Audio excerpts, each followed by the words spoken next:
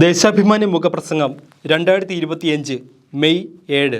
ഇച്ഛാശക്തിയുടെ മാറ്റം KSRTCയിലും. Kerala state road transport corporation പ്രതിസന്ധികളെ മറികടക്കുന്നുവെന്ന ശുഭകരമായ വാർത്തകളാണ് പുറത്തുവരുന്നത്.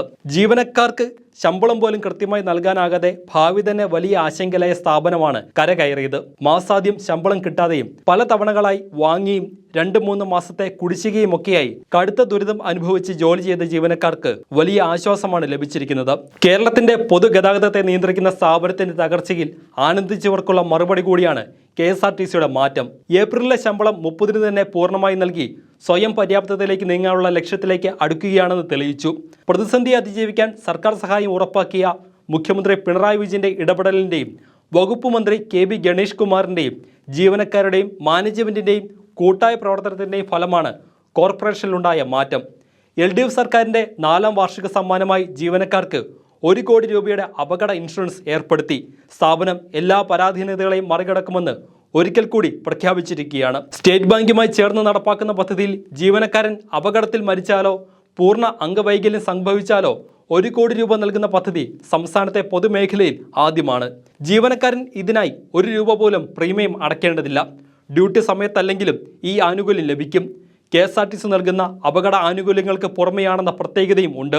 50,000 രൂപയ്ക്ക് മേൽ ശമ്പളം വാങ്ങുന്ന ജീവനക്കാരന് വിമാനാപകടത്തിൽ ജീവൻ നഷ്ടപ്പെട്ടാൽ കുടുംബത്തിന് 1.6 കോടി രൂപ നഷ്ടപരിഹാരം ലഭിക്കും. ഭാഗികമായി അംഗവൈകല്യം സംഭവിച്ചാൽ 80 ലക്ഷം വരെ സഹായം കിട്ടുന്ന പദ്ധതിയിൽ ഗ്രൂപ്പ് ടൈം ലൈഫ് ഇൻഷുറൻസ് പ്രകാരം 25,000 രൂപയ്ക്ക് മുകളിൽ ശമ്പളം വാങ്ങുന്ന ജീവനക്കാരൻ അപകടത്തിൽ മരിച്ചാൽ 6 ലക്ഷം രൂപയും ഭാര്യയ്ക്കും മക്കൾക്കും 5 ലക്ഷം വീതവും നൽകും.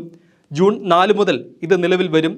പുതുതായി പ്രഖ്യാപിച്ച പദ്ധതിയിൽ പ്ലാസ്റ്റിക് സർജറി, പൊള്ളൽ എന്നിവയ്ക്ക് 10 ലക്ഷം വരെ കിട്ടും. വിദേശത്ത് നിന്ന് മരുന്ന് കൊണ്ടുവരാനും എയർ ആംബുലൻസ് സൗകര്യത്തിനുമെല്ലാം വലിയ തുക സഹായമായി ലഭിക്കും. അപകടശേഷം കുടുംബത്തിൻ്റെ യാത്രയ്ക്കും മൃതദേഹം നാട്ടിലെത്തിക്കാനും ആംബുലൻസിനുമൊക്കെ സഹായം ഉറപ്പാക്കിയിട്ടുണ്ട്.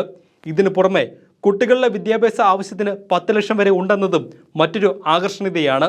പെൺമക്കളുടെ വിവാഹത്തിനും കിട്ടും 10 ലക്ഷം. ഇതിനു പുറമെ ചെറിയ തുക പ്രീമിയം നൽകി മെഡിക്കൽ ഇൻഷുറൻസിൽ ചേരാനും സൗകര്യമുണ്ട്. 2 തരം ഇൻഷുറൻസാണ് നടപ്പാക്കുന്നത്.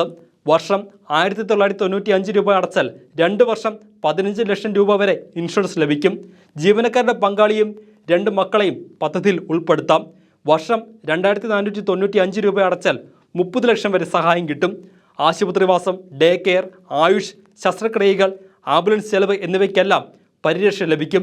75 വയസ്സ് വരെ പ്രീമിയം അടച്ച് ഇതിൽ തുടരാം. ഏത് പദ്ധതിയിൽ ചേരണമെന്ന് ഓരോ വ്യക്തിക്കും തീരുമാനിക്കാം. 22,000-ഓളം ജീവനക്കാർക്കാണ് പ്രയോജനം. പെൻഷൻകാരുടെ പ്രശ്നങ്ങൾക്കും പരിഹാരം കാണാനായെന്നത് നിസ്സാരമല്ല. മാസം തോറും കൃത്യസമയത്ത് പെൻഷൻ ലഭിക്കാനുള്ള സംവിധാനമാണ് ഒരുക്കിയിട്ടുള്ളത്. ഇതിനു പുറമെ വിദ്യാർത്ഥികളുടെ കൺസെഷനായി സ്മാർട്ട് കാർഡുകളും ഏർപ്പെടുത്തുകയാണ്. 6ാം ക്ലാസ് മുതൽ 10ാം ക്ലാസ് വരെയുള്ള കുട്ടികൾക്ക് നൽകുന്ന കാർഡ് ഓരോ വർഷവും ആപ്പ് വഴി പുതുക്കണം. കണ്ടക്ടറുടെ കയ്യിൽ പണമടച്ച് കാർഡ് റീചാർജ് ചെയ്യാനും പറ്റും. ഈ മാസത്തോടെ കമ്പ്യൂട്ടർവൽക്കരണം പൂർത്തിയാകുമെന്ന മന്ത്രിയുടെ പ്രഖ്യാപനവും KSRTCയുടെ വളർച്ചയ്ക്ക് തെളിവാണ്. സ്ഥാപനം പ്രതിസന്ധിയിലായപ്പോൾ കുറ്റപ്പെടുത്തിയും സർക്കാരിനെ പഴിച്ചും വലിയ ആഘോഷം നടത്തിയ പ്രതിപക്ഷത്തിൻ്റെയും മാധ്യമങ്ങളുടെയും വായടപ്പിക്കുന്ന വളർച്ചയാണ് KSRTC കൈവരിച്ചത്. ഇടതുപക്ഷ സർക്കാരിൻ്റെ ഇച്ഛാശക്തിയാണ് സംസ്ഥാനത്തിൻ്റെ സുപ്രധാന പൊതുമേഖലയെ കൈപിടിച്ചുയർത്തി സ്വയം പര്യാപ്തതയിലേക്ക് നയിക്കുന്നത്. ജനങ്ങളെ ഒപ്പം നിർത്തി മുന്നോട്ട് കൊണ്ടുപോകാനുള്ള നിശ്ചയദാർഢ്യത്തിൽ ഏത് പ്രതിസന്ധിയെ അതിജീവിക്കാൻ കഴിയുമെന്ന് LDF സർക്കാർ ഒരിക്കൽ കൂടി തെളിയിച്ചിരിക്കുകയാണ്.